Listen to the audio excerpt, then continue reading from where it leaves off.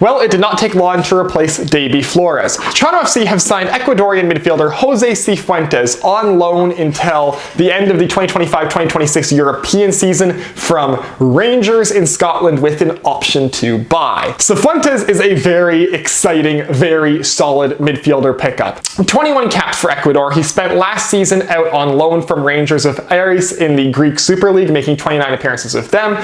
The year beforehand, he made 20 appearances in all competitions for Rangers in the Scottish Premiership and in Europe, and before that he was in Major League Soccer with LAFC. Now with LAFC is what we really are looking forward to with Cifuentes. Across 4 seasons with LAFC, he made 120 appearances, scoring 15 goals in all competitions, and helped LAFC win the 2022 Supporter Shield and MLS Cup, completing the league double. A very solid midfielder who has proven his worth at the MLS level, was so good at the MLS level they got to move over to Europe with Rangers in Scotland. Didn't quite crack it with Rangers, hence the loan move to Aris last season, but very solid midfielder in the Greek Super League as well. This is a guy who should be able to slot into pretty much any MLS side and be a contributing starter. And this is what Toronto FC has really been missing, is midfielders who day in, day out are contributing starters with major pedigree in MLS. Yes, Davy Flores is one, but Davy Flores is a bit older. Cifuentes, 26, same age as Mihalovic, same sort of thing that we're building, younger guys who are at the beginning of their primes and will continue to help us going forward. Now, the interesting pieces of this move, first off, is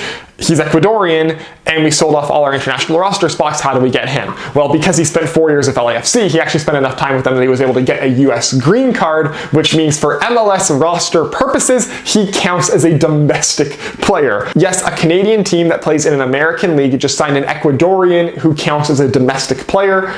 It doesn't make sense, but we'll allow it as it lets him fit into our squad under roster rules and makes him incredibly valuable as he doesn't take up an international roster spot. The second interesting part of this move is the fact that it's a loan deal. So it's a loan deal for the European season. So it ends at the end of this European season, which of course will be halfway through next season for Toronto FC.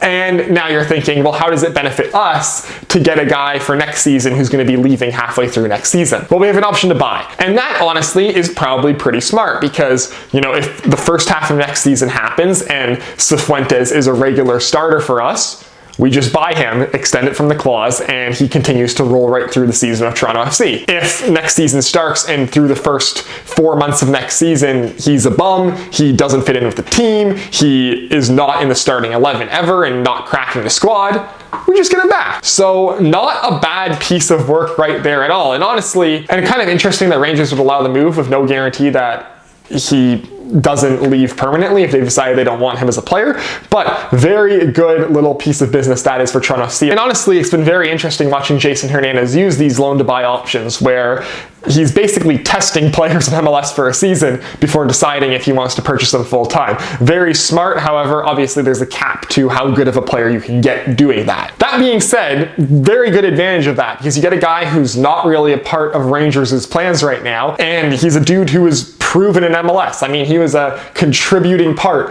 of LAFC's 2022 team, which did the league double. So very, very solid player in MLS, at least his history shows. Now, the two things is, one, has not cracking Rangers knocked his confidence and mean he won't be as good at Toronto FC as he was with LAFC, and two, can Toronto FC actually utilize this player correctly, because we've had a lot of players who we've brought in who look very good on paper, and then because the team around him is so bad, they just can't really do anything.